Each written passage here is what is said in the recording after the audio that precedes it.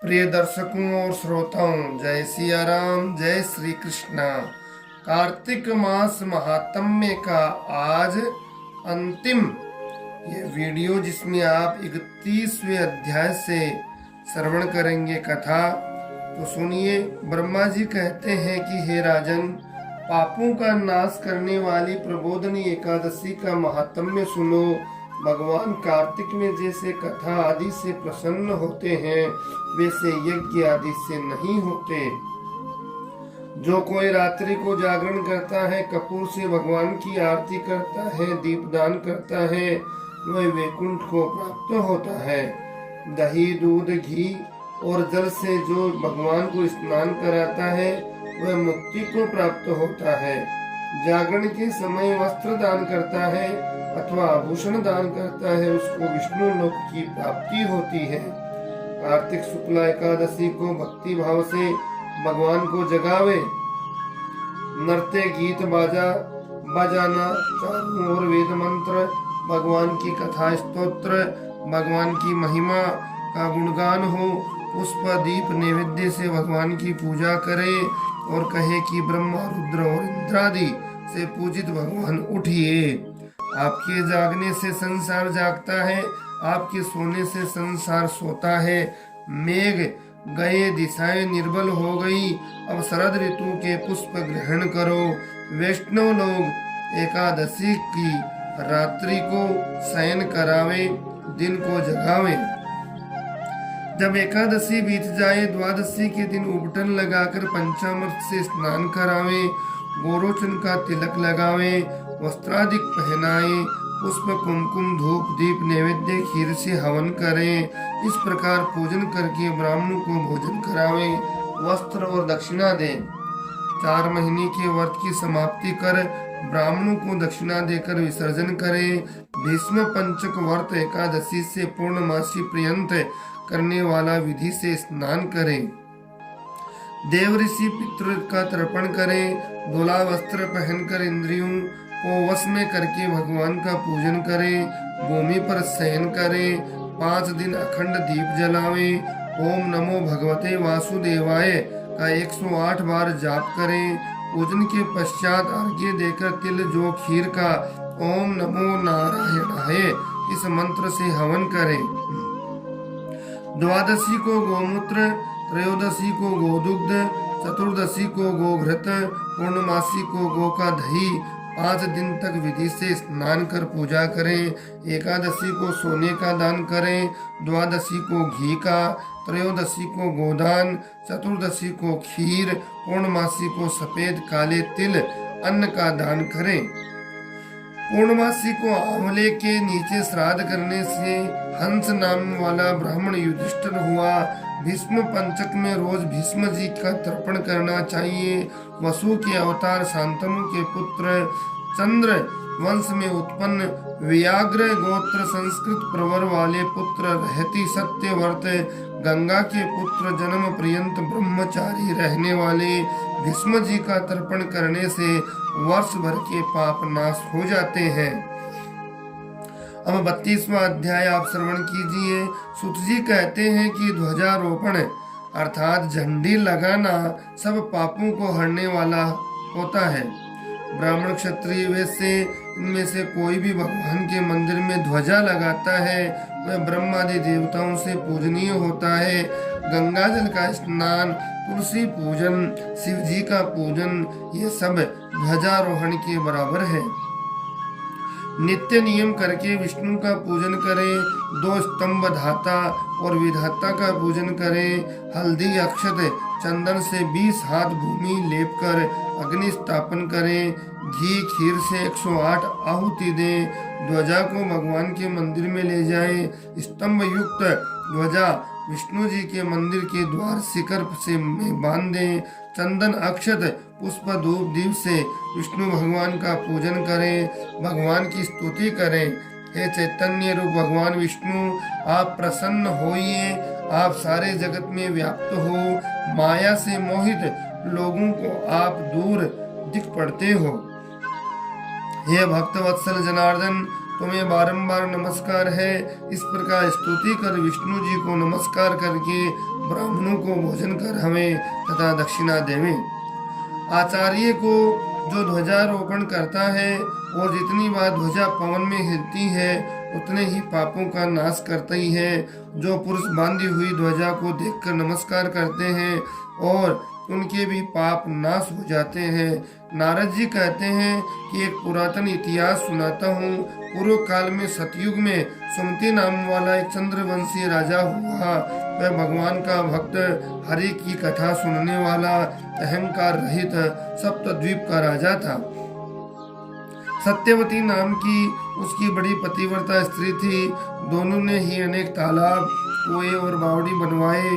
सत्यवती नित्य ही भगवान के मंदिर में भगवान के सामने नृत्य किया करती थी।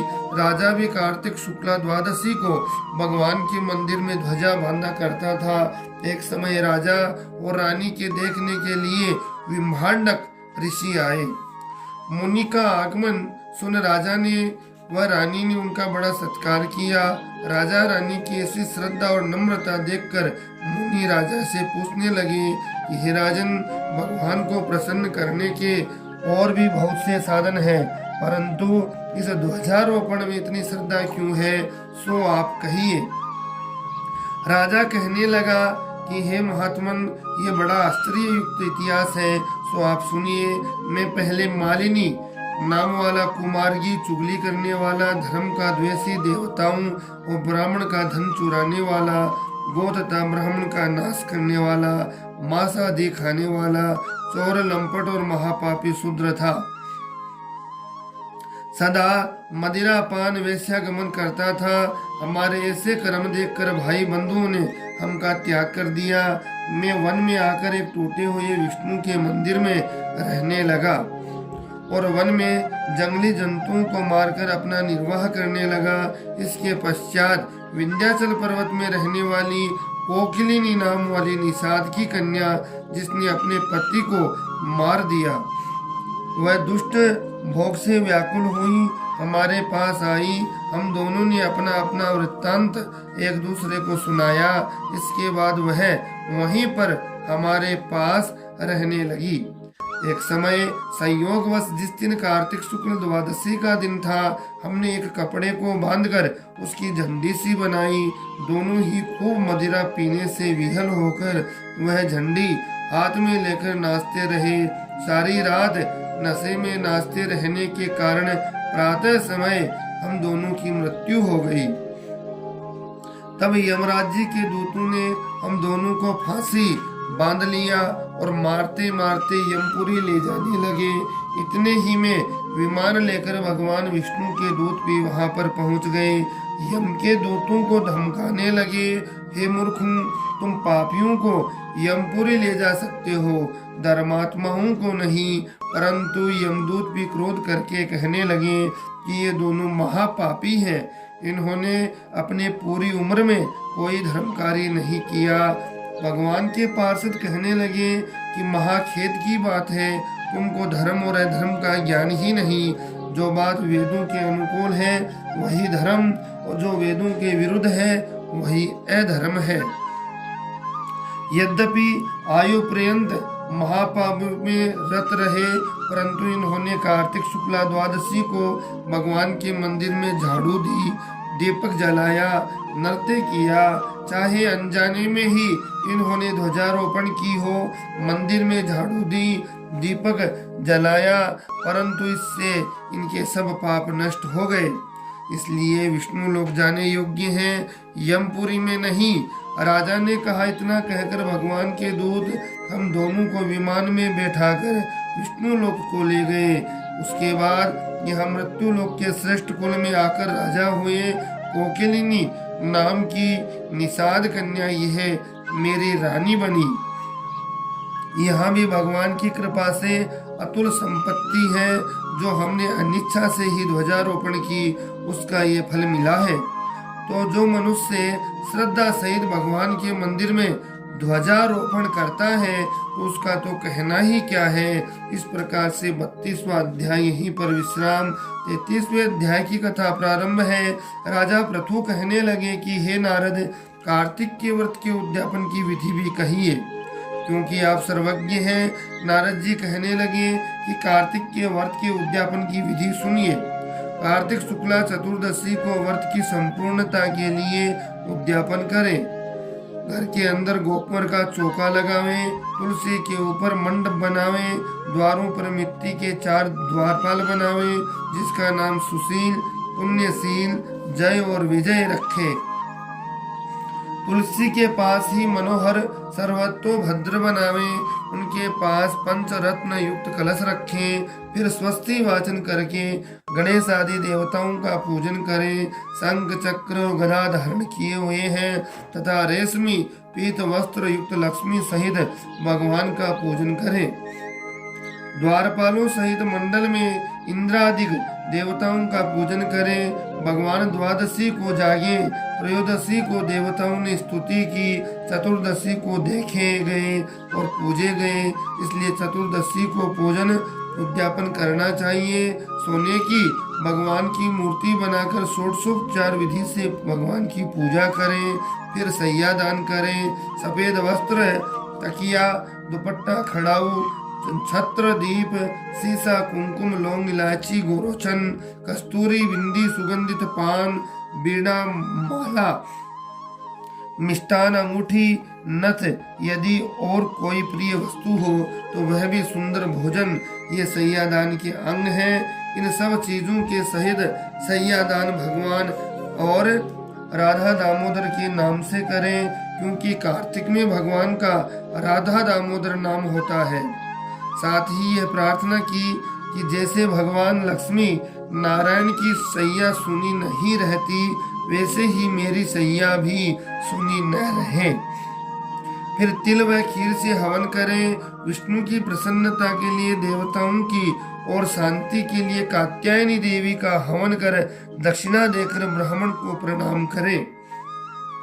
फिर देवता तुलसी और गौ का पूजन करें। व्रत के उपदेश देने वाले की स्त्री सहित पूजा और स्तुति करें। इस व्रत के करने से मेरे 7 जन्मों के पाप नाश हो, संतति स्थिर रहे, मनोरथ इच्छाओं की पूर्ति हो और देह के अंत में विष्णु लोक प्राप्त हो। पूर्णमासी के दिन यथाशक्ति 130 ब्राह्मणों को भोजन करावें या 1 या 30 ब्राह्मणों को भोजन कराना बताया गया है। गौ और गुरु को पूजा अर्पण करें। शाक, मूल, फल का दान करें। द्वारपाल, कौवे, बिल्ली, चूहा, कुत्ता, चांडाल इनको भी अन्न देवे। फिर हाथ जोड़कर भगवान से प्रार्थना करें कि हे भगवान, मेरी संपूर्ण कामनाएं पूर्ण करो। मैं आपको नमस्कार करता हूँ। इस प्रकार प्रार्थना करके भगवान लक्ष्मीपति को अर्घ देवें और कहें कि हे देवेश, लक्ष्मी सहित अर्घ ग्रहण करो, जिनके स्मरण मात्र से तप यज्ञ क्रिया थोड़ी भी संपूर्ण हो जाती है। उन अच्युत भगवान को मैं नमस्कार करता हूँ।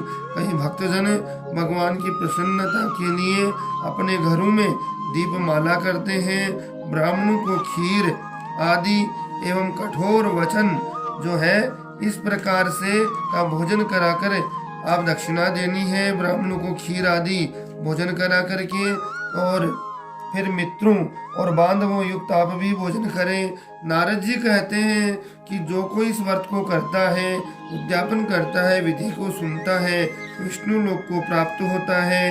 34वां अध्याय प्रारंभ है। सुत जी कहते हैं कि उद्यापन करने की शक्ति न हो, ब्राह्मणों को भोजन करा दें। यदि ब्राह्मण न हो तो गाय का पूजन कर दें। गो भी न हो तो पीपल का पूजन करें और वट वृक्ष का पूजन कर दें। तब ऋषि पूछने लगे कि महाराज, सब वृक्षों में पीपल और वट को ही श्रेष्ठ क्यों माना गया? वृक्ष तो सब समान ही हैं। सुत जी बोले कि पीपल विष्णु का रूप है और वट शिव जी का रूप है और पलाश ब्रह्मा का रूप है, इसलिए उनका दर्शन और स्पर्श सब पापों का नाश करने वाला है। ऋषि कहने लगे, ब्रह्मा विष्णु शिव वृक्ष भाव को कैसे प्राप्त हुए? तब सुत जी कहने लगे कि एक समय श्री महादेव जी और पार्वती जी एकांत में विराजमान थे। उस समय देवताओं द्वारा भेजे गए अग्निदेव ने उनके एकांतवास में कुछ विघ्न किया, जिससे पार्वती जी ने क्रुद्ध होकर देवताओं को श्राप दिया, तुम वृक्ष हो जाओ। इसी श्राप के वश से विष्णु जी गया जी में पीपल बन गए, शिव जी प्रयाग में अक्षय वट बन गए, ब्रह्मा जी पलाश बन गए। तब ऋषि पूछने लगे कि रविवार को पीपल का स्पर्श नहीं होता, शनिवार को अवश्य होता है, इसका क्या कारण है? सूची कहने लगे कि समुद्र मंथन के समय जब 14 रत्न समुद्र में से उत्पन्न हुए, उनमें से कौस्तुभ मणि ले लक्ष्मी जी भगवान विष्णु से कहा कि भगवान मेरी एक बड़ी बहन दरिद्रा है, ज्येष्ठा के रहते हुए आप मेरे साथ कैसे विवाह करते हैं? तब विष्णु जी ने लक्ष्मी जी के वचन सुनकर दरिद्रता को उद्दालक मुनि को दे दिया। दरिद्रता का बड़ा मुख, काला रंग, लाल नेत्र, बिखरे केस थे। मुनि भगवान का आज्ञा अनुसार विवाह करके आश्रम में आ गए और दरिद्रता वहां नहीं रही। इस प्रकार से जहाँ वेद ध्वनि हो, हवन हो, इस जगह दरिद्रता नहीं रहती। तो दरिद्रता को उस ऋषि ने पीपल के वृक्ष पर छोड़ दिया और स्वयं चले गए। सूत जी कहने लगे कि इस प्रकार उद्दालक ऋषि कहकर चले गए कि तुम यहीं रहो, मैं वापिस आता हूँ। तब दरिद्रता के बहुत देर तक प्रतीक्षा करी। जब मुनि नहीं आए तो पति के त्याग से अत्यंत दुखी होकर रोने लगे और लक्ष्मी जी ने वैकुंठ में भगवान से प्रार्थना की कि मेरी बहन पति त्याग से दुखित है और उसे शांत कीजिए। तब भगवान लक्ष्मी सहित आए और कहने लगे पीपल में निवास करो, पीपल मेरा ही अंश है। जो कोई वर्ष भर तक कार्तिक शुक्ल पूर्णमासी को पीपल ज्येष्ठा का पूजन करेगा, उसके यहाँ लक्ष्मी का वास होगा। जो शनिवार को तुम्हारा पूजन करेगा, उसका सूत लपेटेगा, उसके सब मनोवांछित कार्य सिद्ध होंगे। परंतु दूसरे रविवार के दिन जो पीपल का स्पर्श करेगा, वह दरिद्र हो जाएगा। ऐसा कहकर भगवान अंतर ध्यान हो गए।